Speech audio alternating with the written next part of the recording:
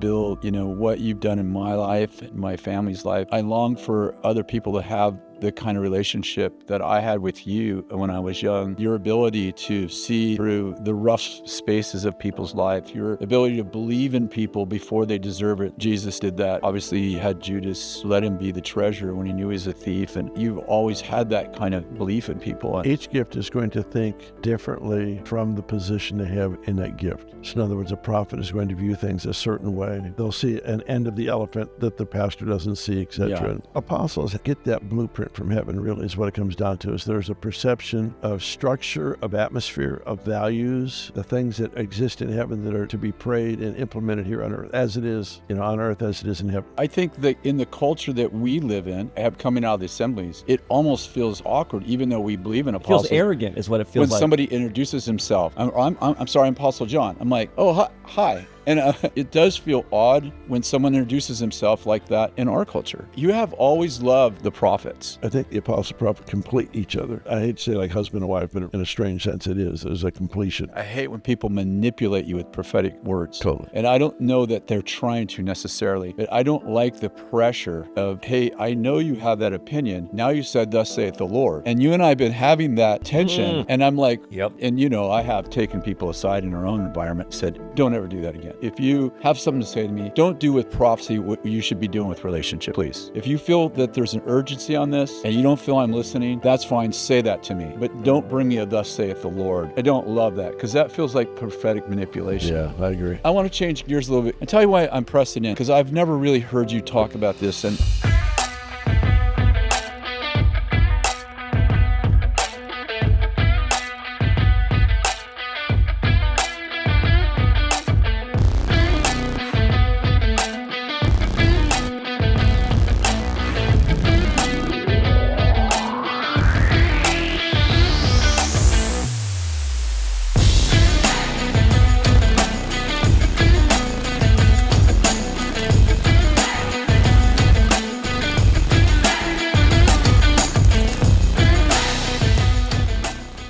well, welcome to Cultural Catalyst, where we teach you how to live fully live, co-labor with God, and change the world. I'm your host, Kris Vallotton, and I have my co-host, see how I called you that?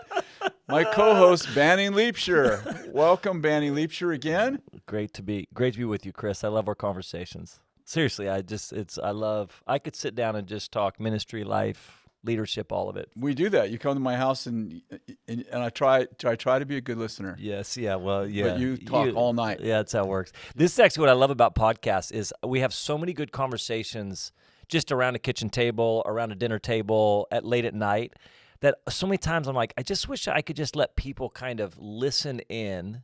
For me, especially as a young leader coming up, just sitting with these leaders and just asking questions and getting input. I just wish I could get other people to just listen in on this thing. It's what I love about this format, Yeah, and I remember when I was young and Bill would have all these world changers, Dick Mills, Dick Joyce, Iverna Tompkins. Yes. I remember one time I asked Iverna Tompkins. Oh, God. I cannot believe you in your 20s I know. and 30s. Bill's going to be on in a few minutes, and he's in the audience.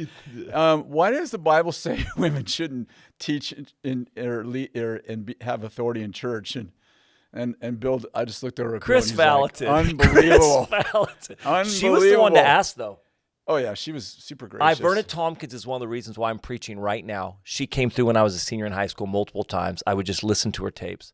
But so Becky Johnson, who's on staff with us, I'm sending her YouTube sermons of Iverna. I'm saying you need to listen to Iverna, and she's so hardcore. I love everything about it. So she was somebody that could have handled amazing. you. Oh, yeah, she could have handled you. Amazing. It was Bill who was like, you know that fatherly eye, like where the Bible says God guides you with your eye? Yeah. It was kind of like this kind of eye. Yeah. Like you but still being in those conversations. Don't ever do that again. Yeah, you make that mistake I don't think once. I ever did anything like that again. You make that mistake once. No, I'm sure I did, actually. Yeah, so we interviewed Gabe, a pastor. Yep. We interviewed Haley. Yep. We interviewed Dan. Yep. Who else did Richard. Richard Gordon. Yep. And what was your most insightful interview we've done so far? Or maybe what's one of the most sincere? Well, I think with Dan, because Dan's a really dear friend, so I could just sit around and Dan and I can argue and wrestle and so even me going like, I don't, the stuff we were talking about, I enjoy that. But and Haley and Richard, I absolutely adore. Gabe was so fantastic. Yeah, he was. That pastoral gift, Gabe's perspective, I really enjoyed the conversation with Gabe. And Gabe's one of those guys. Gabe and I have known each other now for 30 years, as crazy as that is. And so he had the extreme privilege of working for you at one time in history. Here's what's funny, and this is, people are listening, and the level of sarcasm, but I pretty much say, if you worked for me at any level, any success you have in spiritual matters, I now feel like I take credit for. So I just tell Gabe, whatever success you're having, Gabe, you're welcome. That's what I tell him. So you worked for me for a while. Does that transfer to you? Yes, 100%. Yes, it does. Gabe doesn't agree with me. You don't even tithe to me. How could that be true? Do you believe in tithing? Do you believe in tithing the storehouse? I haven't seen a check in 10 years you've been gone. This is getting heretical. How's that working? We need Bill. We do. Let's ask Bill to come in. Bill Johnson, please join us. There we go. What mess do I have to fix? Yeah. Well, you bet. All I want to know. What mess? Well, let me point it out. If lifetime. there is a mess, it's not me. Yeah. Kris, not one person in this conversation would believe that statement. Yeah. If there's a mess, it's not you. Not even my wife. Yes. We did a Q&A today with the students, Kathy and I, and they were asking some, obviously hard questions, and Kathy's super gracious, so it actually went well. Yes, and she believes deeply in you, so. She does. She's been with me since she was 12, so she's been under that spell. This is a funny, Kris. So Bill, when I was youth pastor, and Kris would come into youth group, and he would share his story of like, hey, I met Kathy at 12, engaged at 13, married at 15, or whatever it is, right? Which is 17. It was extreme. And I would pull Kris aside and say, please stop sharing that story to teenagers. Yeah. Please. For the next, you don't know this, for the next 3 weeks, I would have teenagers coming in, like broken teenagers going, hey, I think we're going to get married. I'm like, you're 16. You're not going to get married. I know, it's completely dysfunctional. You and Benny were pretty young, were you not? When we got married? Yeah. Well, when you started dating, how old were you? I was 19. We got married at 21, and she was 18. Oh, okay. So she was an adult. I was 21. This is Leah, Brian, and Jen. Yeah. They would have all been similar. Yeah. Yeah. It worked. Here we are, still standing. Love my wife. Your wife's had. How long you been married? You know the crazy. 28 years. 28 years and 8 years of bliss. We know what's crazy is you were way more patient, Dad. I'm assuming than I was in those early days. But when Ellie, my oldest, turned 18. I was like, hey, really sorry about that whole raising you in my 20s. It was the lack of patience. I imagine you've always just been patient. Have you always been patient just? Oh, yeah. I hope so. Is that coming from Earl? Is that coming from your dad? Probably. No. I grew up in his house. He's always been patient. Yeah, but I'm saying, is that coming from actually being it's one of his incredible virtues. He's incredibly patient. Which makes you a good dad is the point, the story that I didn't have in my 20s. Hey, you know what? You can ask him a question. I'll answer for him, and we'll go on to the next question. You know what? Just stay there for a second, Bill. You're fine. We'll get to you in a second. So, well, you can answer it. Ask him a question. He can answer. Like, yeah, I'd like to brag about myself. I'm incredibly patient. That's how it works. Yeah. I say all the time because, which we're gonna, I'm assuming, have a conversation. But I mean, my whole adult life was raised in ministry here, and Bill, with you, I remember I went to school. I went to college for 1 year and came home and came back and got hired. And I loved college. I loved the Bible classes. I loved all of it. But I asked the Lord one time. I said, "Why didn't you have me finish college?" And He just said, "You needed Bill more than you needed college." And my personality, which is so different than yours, Bill, I look back now and go, oh my gosh, I would be a narcissistic, like mess of an individual at some level, without the 18 years of being here and under that influence and stuff. So it took me 46. I got it quicker. The Lord's like, look, all right. You look at me and you're asking a stupid question. Are you patient? You're like, seriously. Well, seriously, just think through it again. Are you patient you in know your 20s? Me. Yes, I was asking like in your 20s. I've been with him were you- since he was yeah. a kid almost. Yeah. So there I we can go. go out to the car and you guys can continue. Sorry, you we know, do that's- We're going to Yeah. get to you in just a minute here. We're thinking about it. Just be patient, Bill. We'll get to you. We really want to talk about, we've been talking about the fivefold ministry on a serious note. So, yeah, and that's yeah. why we've been interviewing like the different ways that, Haley thinks, different ways Gabe thinks. And Dan was a really was a fun conversation. And he gave us some really good input into how he sees the world. And what do you think, first of all, maybe your definition of apostle would be great. Like, how do you see an apostolic minister, and how do you think the way that apostles view the world, the body of Christ, life in general, how do you think that's affected by that call on their life?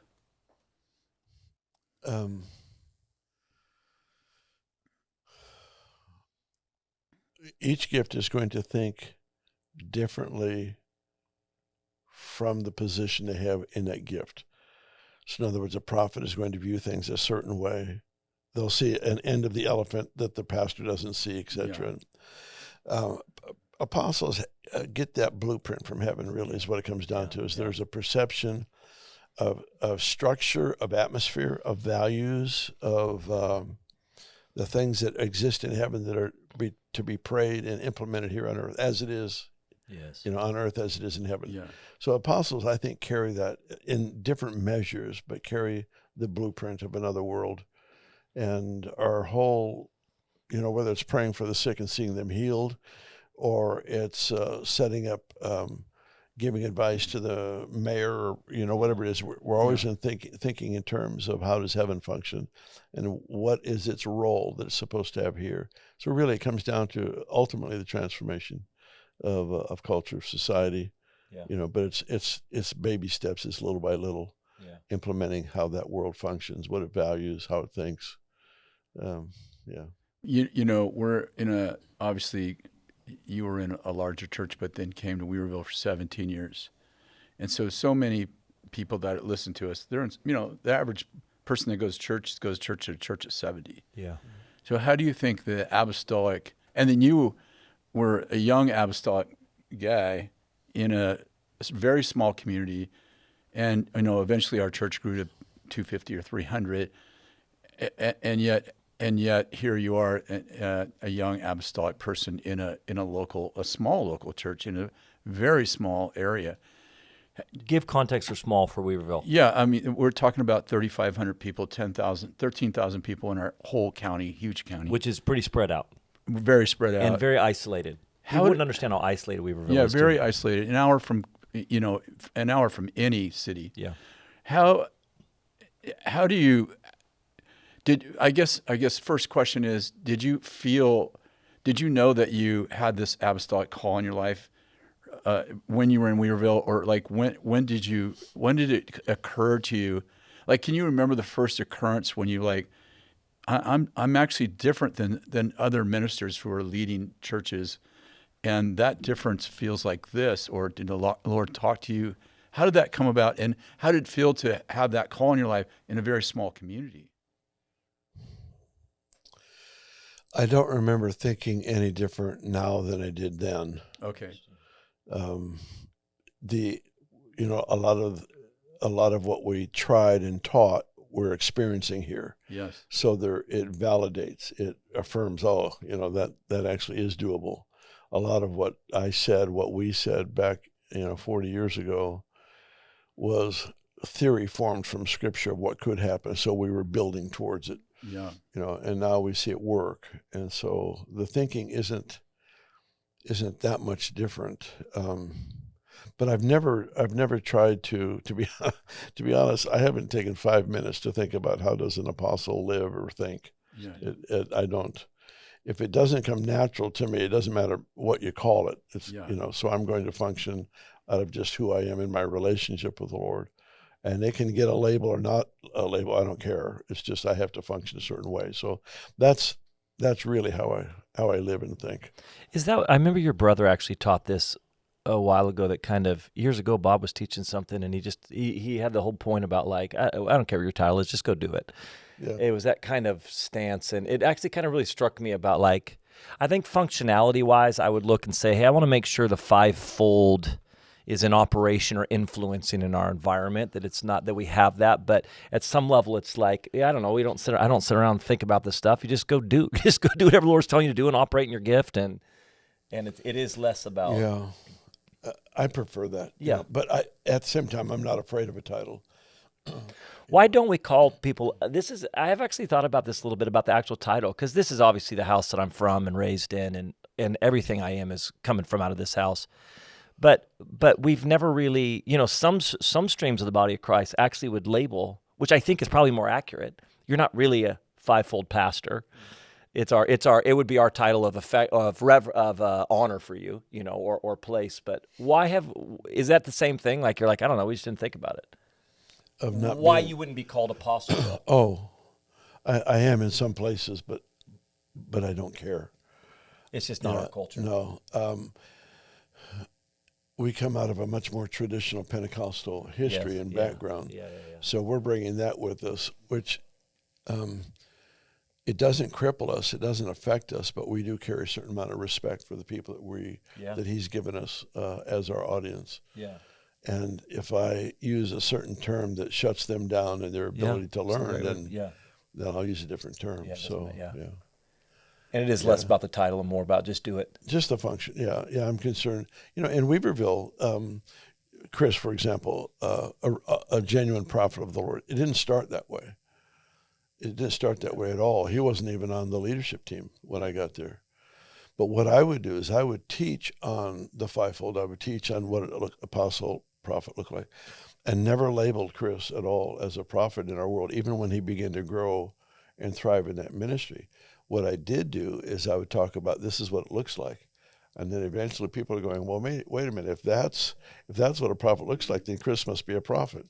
And so it was corporately we recognized what I had already seen and actually had heard Dick Joyce call out prophetically that this is what his office was.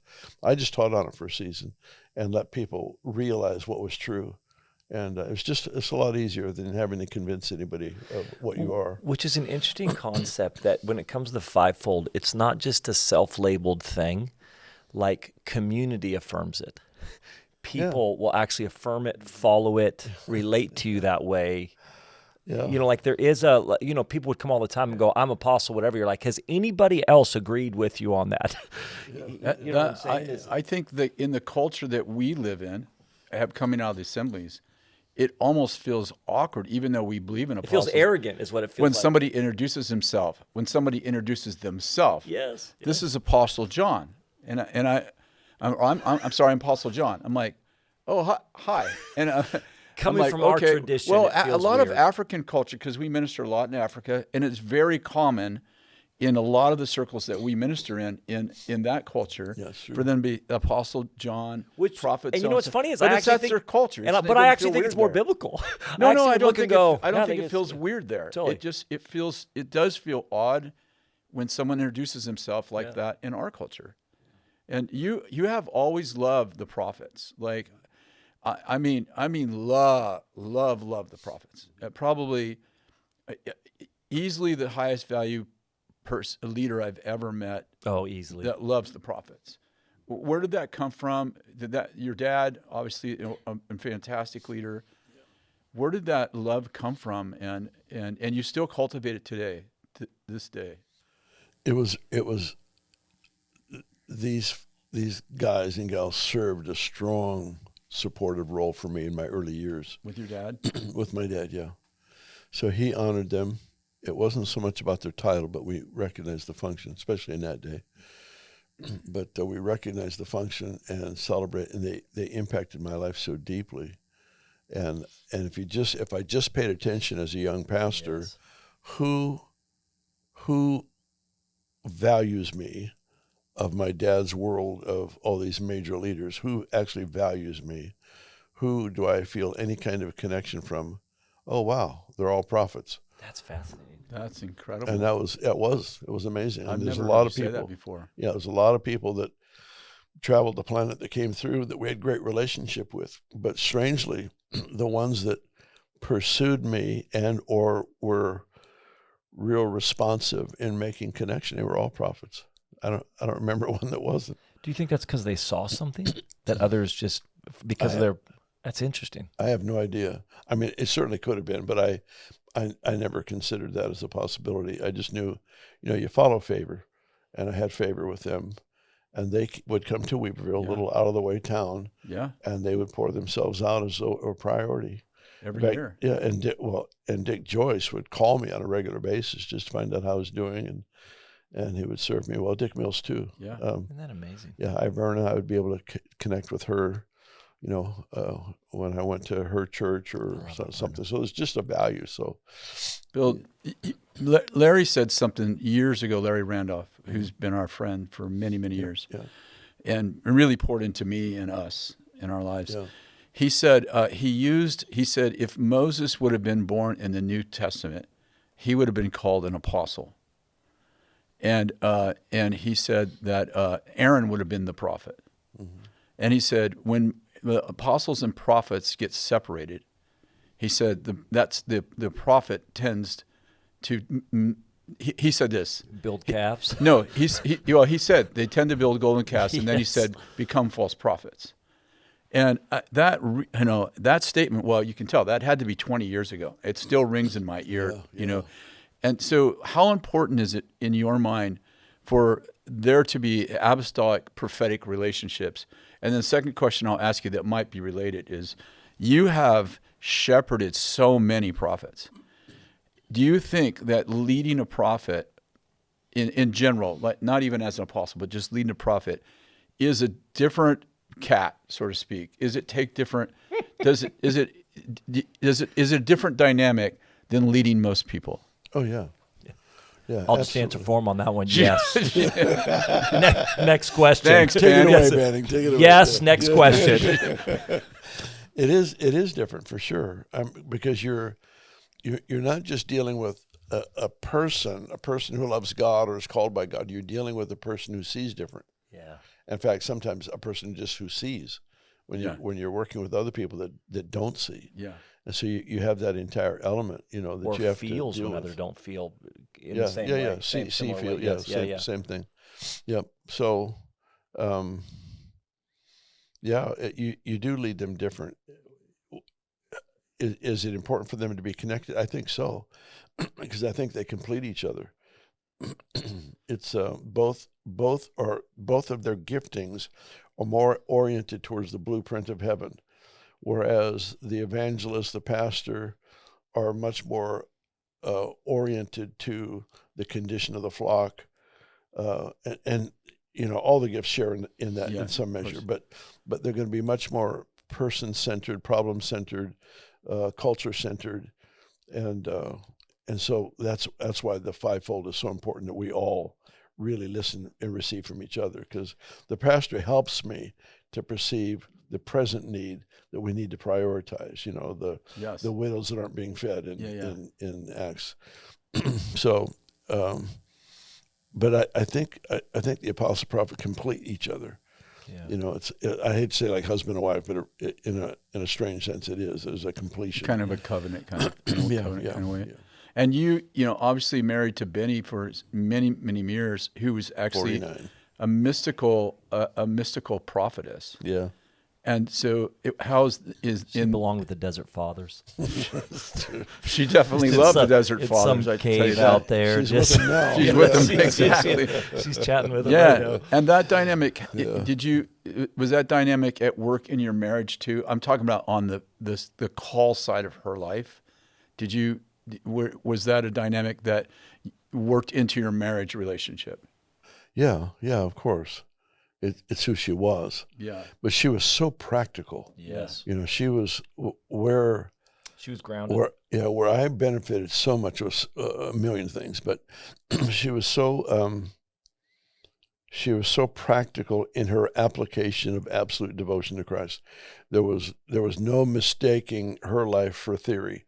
Everything had an immediate application and was measurable. Yeah. And so whether it's the joy of having children or a birthday party or whatever it is that we're doing, she was able to bring this that she Yeah, it's lived true. in into So true. a friendship, or how she would celebrate a child, or how she would, I after she died, I had all these people come to me telling me what she had done for them. Yeah. I thought, man, she Yeah, she had another life. deeply relational. I was just with Brian today, your son, and he was talking about the impact of her passing away on the grandkids. Yeah. Just her connection to those grandkids. So she was that mystical, but somehow very relational, is grounded that way. Yeah, extremely relational, practical.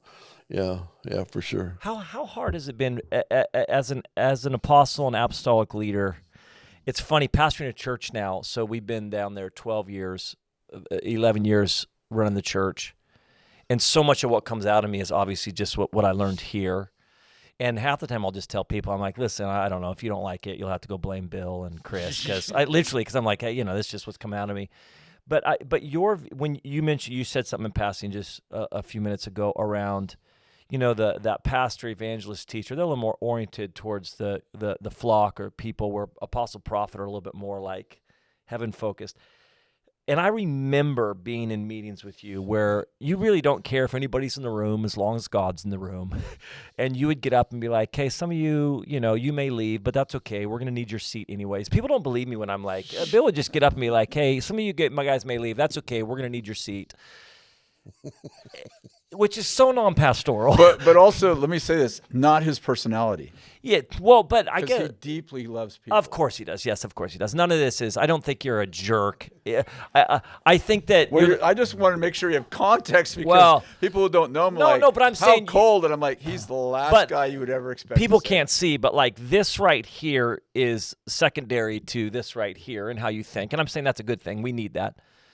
But my question is how did you have to learn how to, I've never seen you not, but value those ones that are coming who are a little bit more people-focused and some of that stuff, right?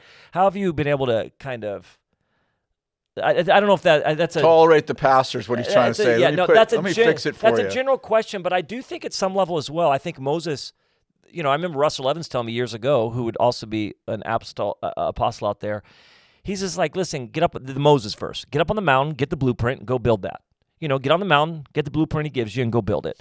But I'm saying, how have you kind of in your heart, which is very like, we're going to do what the Lord says, but kind of still pay attention to and allow those other gifts to kind of influence? That's a great question. Because you're also a stubborn guy in a beautiful way. I'm saying, like, you lock in on something and you don't move. If I've heard from the Lord, I don't budge. Yes, totally. Agree. If I think I might have heard, then I'll budge a little bit. Kind of. His daughter's like, he's so stubborn. I'm like, yeah, I've been with him a long time. Do you know the two most stubborn people I've ever met? Bill and Danny Silk. It's not even close. It's just like when they believe in something, they don't move. So how have you integrated in, though, that thing that goes, no, I have to actually allow in the influence of... I don't remember ever not valuing that perspective, to be honest. I don't. My dad was a great apostolic leader, but he was also extremely pastoral. Oh, yeah, so relational. And watching how, to this day, there are people that will, say, your dad visited me in the hospital, changed my life, or whatever, and he was so merciful with people, and so that leaves the biggest mark on me for the valuing. Yes. And then the evangelist. I just did a retreat in Hawaii with about 22, I think, evangelists and spouses. It was a great event, but I got up and I said, "You guys scare me. You scare me," and because they function so differently than I do, but I love it so much. If I get a chance to hang out with Kris Overstreet or Ben Fitz or any of these guys that are just so raw, and their love for God, and they're presenting the gospel the way they do, I learn, and I'm so thankful. So I don't remember ever not valuing, giving place to these different gifts. Yeah. And then Mario Morello, I would say, is an evangelist, and he's had, you said at one point, maybe the biggest impact on your life, or one of the two. Oh, absolutely. Besides your dad, of course. Yeah, absolutely. No, it was his preaching when I was 19. I would just go anywhere he was speaking. It was so good. And he would, he would preach in such a way that I realized I got to be all in or not do this at all. It took me a while. It took me maybe a year to really come to that place of absolute surrender. But when I did, then that's it. There's no more renegotiation. Do you know, is your dad? So your dad passed away in 2004. So however old I would have been then. 12. Yeah. Oh, it was in my mid-20s. I didn't grow up with grandparents at all.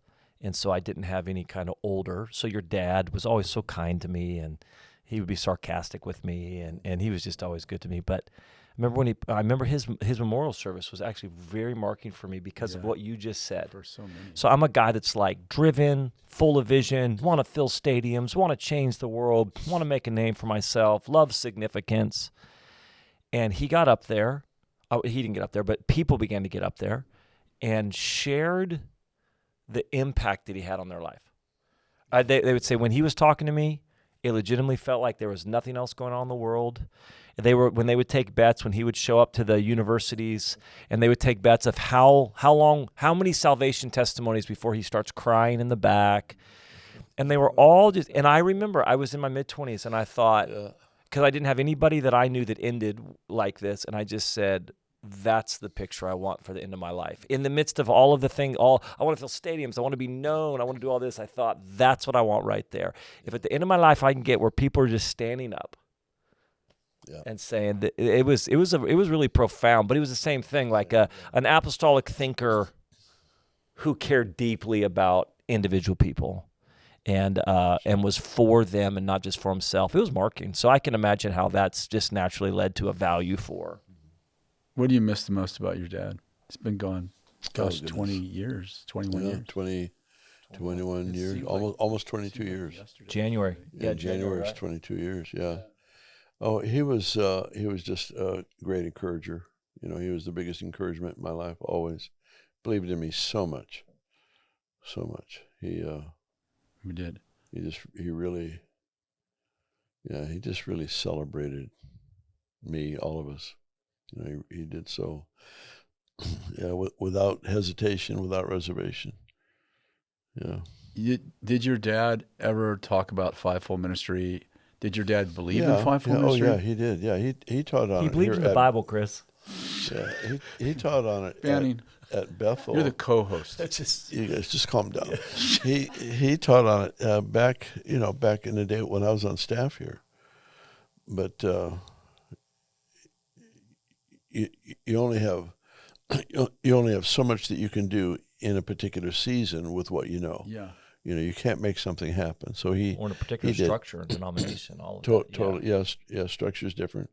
But his deal would be more function than title as well, although he wasn't afraid of a title. It didn't offend him. But did you see your dad as an apostle? Did anyone ever? Yeah. Yes, you did? Yeah, I did. Yeah. Did anyone, was that like a common knowledge towards in his life? Did people ever refer to him? Good question. I don't. This wasn't the language. Not outside of here. Mm-hmm. You know, I don't remember anyone outside of our house. Yeah. Yeah. What, with reference to the prophets, what do you see right now? Do you have concerns? Global concerns about the prophetic movement? Do you have reservations? Do you have warnings? Do you have I know you're a really deep thinker, and this matters a lot to you. How are you viewing the prophetic move? And your reach is so deep now. You're in so many countries, so you're in so many different environments. How are you concerned, or are you excited? Is there a little bit of both? How are you viewing what's going on in the world today, especially the prophetic movement right now? Yeah, of course I have concerns, and I have great respect and celebration for what's happening, who God's raising up. You know, so it's always that way. You know, I don't remember a time where it's not been. You know, so there's incredible amount of grace that God is pouring out on prophets and young prophets rising up, and I'm very impressed with the ability that they have to function well. So there's that whole part that's always going on, which I'm very thankful for. My concerns, I've got concerns. Paul in Romans 12 or 13 says, prophesy according to your faith, which tells me why there's so many bad prophecies. No faith. Do you think that it's true? Do you think the prophetic movement so true has, like, you've been a pastor, you've been shepherding, leading for 5 decades at least. What's happened in the prophetic movement that's changed? How was the prophetic movement different, I don't know, 40 years ago than it is now? Well, social media has amplified everything that's done now. Good, bad, and ugly. Yeah, and which isn't always accurate. If they take a sound bite, it doesn't mean that's what he was saying. Yeah. So you have that element that you have to kind of. So I try to ignore almost any prophetic word I see on online. I don't. For me, it has to have a relational context, or I'm not going to pay attention to it. Yeah. Because it's the relational context. If you give me a word, we have a relational context. Yes. If Randy Clark, who's not a prophet, but he'll prophesy, if he calls me with something, it has a relational context. If somebody I've never met calls me, which will happen, I'm going to be really listening carefully to that voice of the Lord and that internal witness, because he can minister to me from somebody that I have zero respect for because of the mixture that they've got going on in their life, and yet I remember one time the Lord's that He's speaking to you. The Lord's in it. You put your own opinions aside and you receive what He's saying. So so you have that responsibility. Can you unpack that for a minute? Because we have such a deep value for the prophetic still this day. I mean, we've had some prophetic words and from prophets in the last 6 months that have just been so rocking us and shaping us, and they are on my iPad, and I'm praying into them. But the ability to actually to do what you just did, you have a very, very high value for the prophetic, and yet you have no problem weighing it. You have no problem and so I think a lot of people, they get in the prophetic and they don't know how to navigate at some level. Yeah, that's good. Not everything is necessarily the word of the Lord that you can actually go, that you're not devaluing the prophetic by actually saying, I mean, Scripture gives us the ability to say, hey, 2 or 3 are going to come in and go, let's figure out if that's actually the Lord, what you just said, which my concern with the prophetic is the independence thing. My concern with maybe any ministry, actually, to be honest with you, it's just not the prophetic.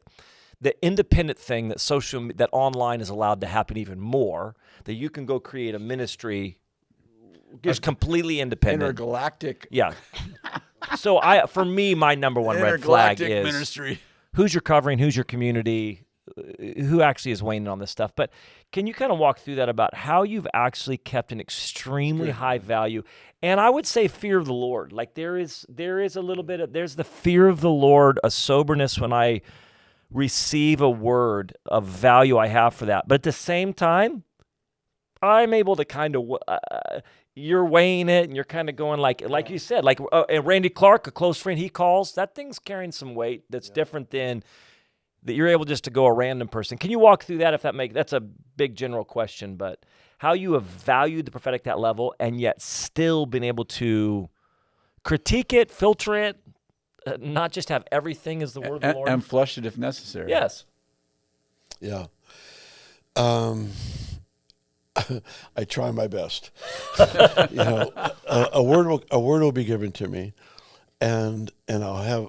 Let's just say it comes that I think it's from the Lord. Yes. It will come to me. I don't overthink it. I'm not going to overthink it. I don't have to understand it to embrace it. That's a good point. But I'll put it on a shelf and let it mature and prove itself.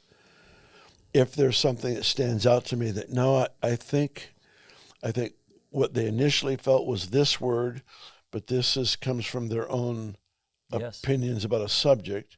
So their opinions that I know them, and what they're doing is they're transferring their own convictions into the prophetic word. So you eat the meat throughout the bones. That's what you do. And so I'll do that, but I'll still leave it on a shelf in case I misjudged it. It makes sense in a few years sometimes too. Totally. Sometimes a few years later, you're like, oh, that's what that word was. No, that's Good. right. Let me ask this, because Kris, you actually, you disagreed with me on this. I don't know if you remember this, but how many of the You're prophetic... going to say this right in front of our Father. How many of the prophetic words... No, this wasn't bad. How many of the prophetic words you've gotten... You can solve this for us right here. We have a sibling rivalry. I think much is direction. I think much of the prophetic is direction, but how much of it in your life would you say, this is a generic percentage question, is actually simply confirmation of what the Lord's already been speaking to you? Because I've shared this, much of the prophetic, rather than all of a sudden like, oh, it's telling me to go a completely different direction than I've been going, but it's coming more to put faith in me that where we're going is the Lord, or it's a confirmation of maybe even whispers that I've been hearing that now it's louder. But how much is actually just confirmation of what the Lord's been speaking to you, privately even? Well, there's a significant percentage in that there'll be something in my heart that maybe I've not even identified. Maybe I've not even brought up into a prayer. It's pouring it out, yeah. And they speak to it, and that thing rises in me, and I go, yep, that's exactly right. That's what he's been preparing me for. Gotcha, yeah. So that happens for sure. There are times where, that word will come out, and it's completely opposite of what I've been feeling. In fact, I just had one just a week or so ago. Somebody came with something that's completely opposite of the direction I have felt in the last 2 years to take. And but I don't reject them. I'm going to receive it. I received it as a word that comes out of their conviction and their lifestyle, but it has nothing to do with me. Having said that, I still remember it. Yeah, and if the Lord it'll cause me that, just a little bit just to pause. Yeah, and just totally. Just to go, yeah. And that's that's a part of the process too. I try not to overthink it. Here's the main thing that we have to know about when God speaks. In John 6, verse 63, I think it is, he says, my words to you are spirit and they are life. Yeah. So my words to you are spirit. So words become presence. And so what we have to do is develop an ongoing consciousness, awareness of the Holy Spirit, really so that when somebody speaks, we have that sense of presence that was just released. And it doesn't even mean all the details are correct. It just means the bulk of this word has been released, and it has been confirmed by the presence of the Spirit of God, who I know was released when he talked to me. Something came alive inside because of that word. And so then I have to navigate it, walk it through.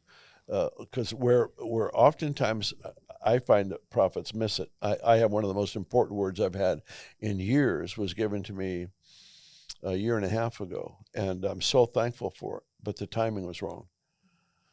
And oftentimes a word will be correct, but the not their timing of giving it, but they're predicting a timing. Boy, that's in there a lot, isn't it? If wasn't me, Banny, this time. Just in case you're wondering, you gave me that eye. If there's ever an error in the prophetic movement, it's oftentimes when it comes to calendar. I think that is the. It's easy. It's easy to do because you have a word from the Lord, and you're trying to reason or trying to see when is this applicable. You want to serve as much as you can, and I had one of the most well-known prophets on planet Earth, literally, give me a word, and but I wondered when it was given if the calendar thing would that's interesting. Would be true or not. I think part of it, I just want to speak to that. And just as you were saying that, I was just thinking about my own accuracy in those areas. And I think when you feel the word that is urgent as opposed to it's foresightful, do you know what I mean? Like sometimes you get a prophetic word and you're like, I know this is like you're speaking over some. Here's an easy one. You're speaking over someone who's 10 years old. And you're sharing something that, my goodness, that has to be 15, 20 years from now. Right. So you kind of are saying this, pay attention to this when you're in your 30s. Yeah. Because you kind of have already figured out that this word is so big that it doesn't just need you're going to be a teenager, you're going to be an adult. And other times you feel an urgency, right? And I think that's when the calendar thing gets messed up. Because you're sharing something with somebody and you know that the perception is this is a 10-year word. And you're like, no, this is next year. Right. This is a year and a half from now. And sometimes, like what happened, what I'm just thinking of a couple circumstances, a number comes to my mind as I'm trying to articulate the urgency, right? Yeah. And I go, that's 17 months, or that's the 17 comes to my mind, Right. And, it was 17 years. well, those things happen, but the things I'm thinking, what's happened to me is I'm trying to articulate not just the word, but the unction of it, right? Yeah. And I'm like, I know you think this is going to be a 20-year thing. Like, that's not going to happen to me for 20 years. Yeah. And I'm like, no, I can feel in the spirit that you've done well with that. Faith for it now. You're trying to get them to have faith for it now? Well, because I feel like when you tell someone who's going north that they're going to go south, right? And they're already committed to north. Like, their job is north, their whatever's north. And they're thinking, I can make that turn in 15 years. And you're like, no, that's going to happen next year. Like, no, this is going to be an abrupt turn of events, right? This is going to be Joseph is in prison, but he's going to the palace in 6 months. And so I think sometimes in the sense of trying to express urgency, a number or a date or something comes to your mind. Well, yeah, I've watched you for years, and honestly, that's one of the things. You don't do dates often, but when you do, you'll say in 6 months this will happen. I mean, it's been right. I mean, you've done it correctly over and over and over again. Mostly, yeah.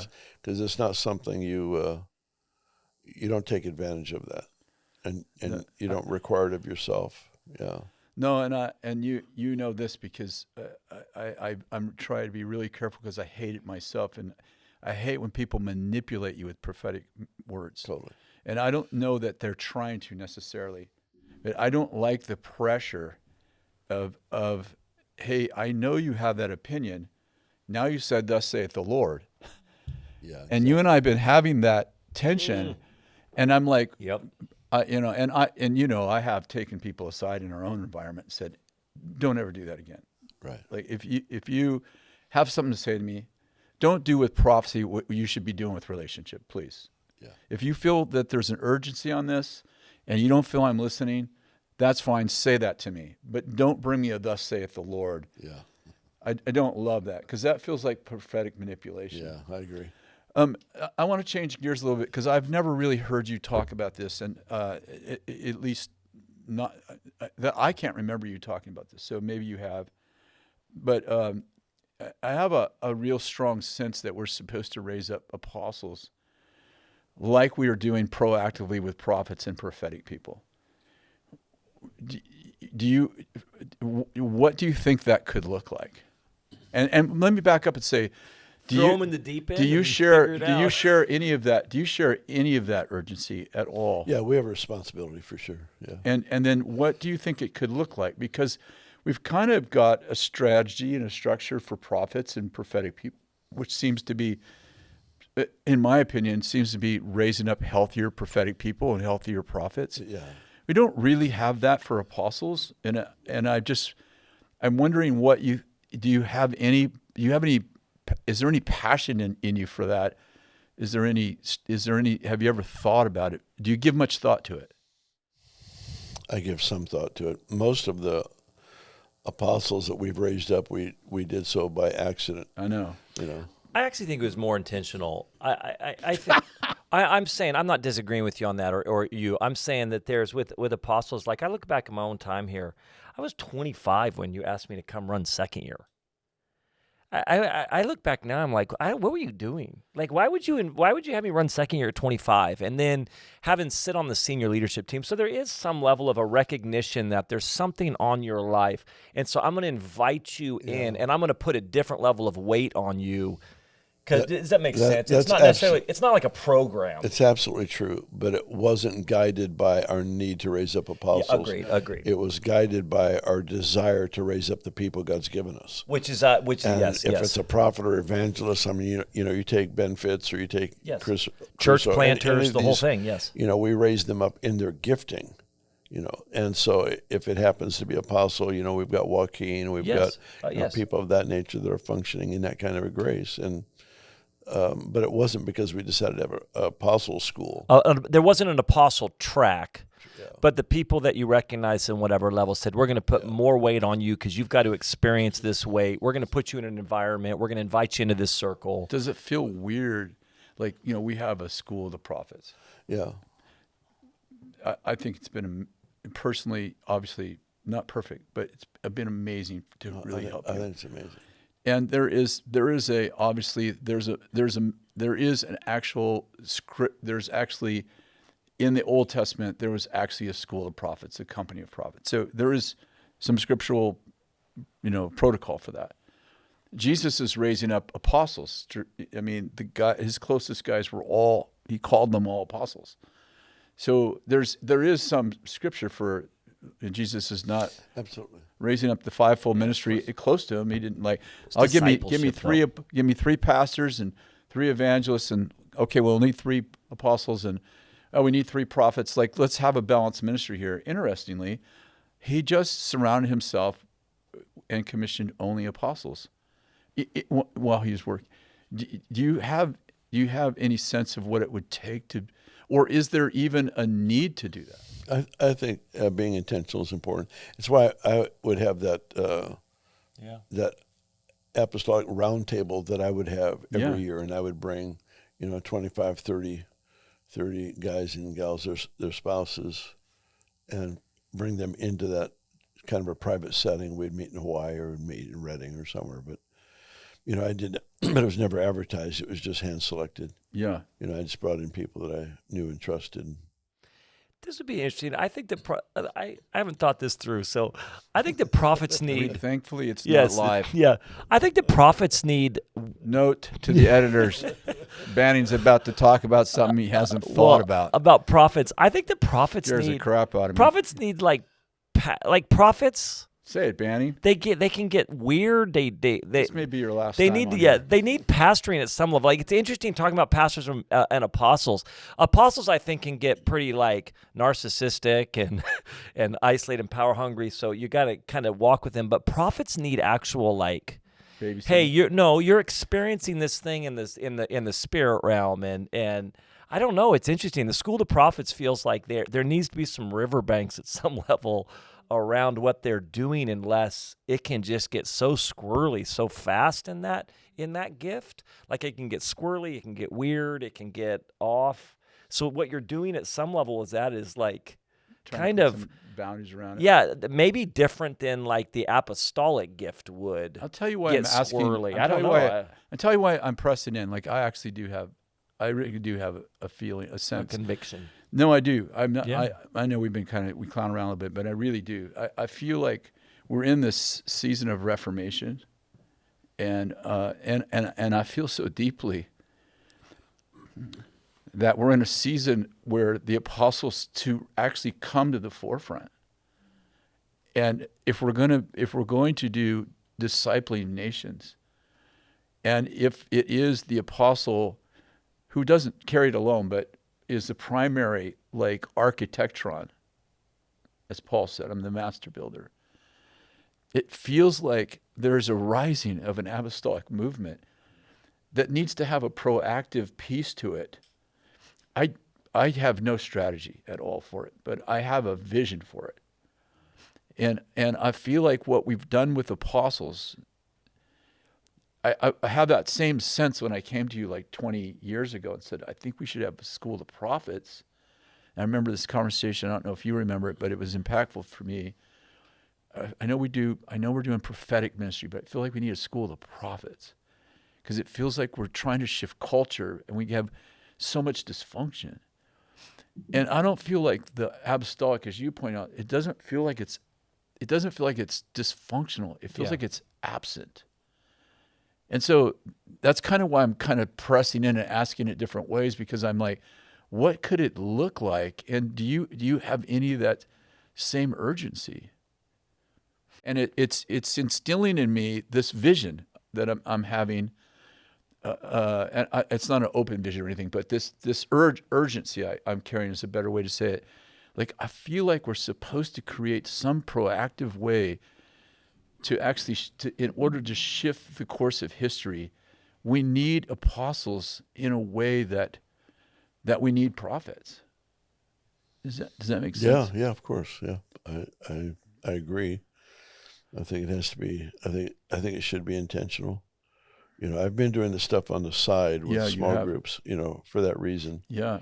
I think that is the model, though. Maybe that is the model. I think the model is Might be. young apostolic leaders have to be connected to an apostolic leader. That might be the answer. Like the structure's different. I don't know if you gather 400 apostles or 600 apostles like we do prophets and do a school for a week, Do you think you can teach somebody to apostle the same way you can teach somebody to prophesy? No, teaching to prophesy is different than teaching to be a prophet. Yeah, totally. One is an office, and Yes. and you teach responsibility. What your bent is in that office. How do you see and think because of that office, because of that grace, then how you function. But teaching how to prophesy is you can teach every believer. Which is what's interesting for me in the fivefold when you look at the apostolic, and I think so. You go like, well, I can teach you how to prophesy, even though you're not a prophet. I can teach you how to evangelize, even though you're not an evangelist. I can make you a better teacher, even though you're not a teacher. I can teach you the pastoral, but how do you know what I'm saying? But you look at the apostle like, well, I don't quite know how to teach you how to apostle. I think you can. Yeah, well, yeah, I think never. you can. It's literally, when Paul talks about each one, grace is given according to the measure of Christ's Yes. gift. Christ's gift is the Yes. fivefold. Yes. So a grace that functions in my life as a normal believer is there because it was given to me by one or all five of the five. Yes. Which means then the grace from the prophet, I may not be a prophet, but I will function as one with that gift. Yes. What's the same with apostle? Yeah. There's a way of thinking and seeing that is transferable. Yeah. And so if we can help, and I think we do this automatically, we help people to think apostolically, even though they would never take the title to themselves. Yes. Because we teach them about where we're heading. What's the transformation that's needed? What are the blueprints? How do these things function in church life?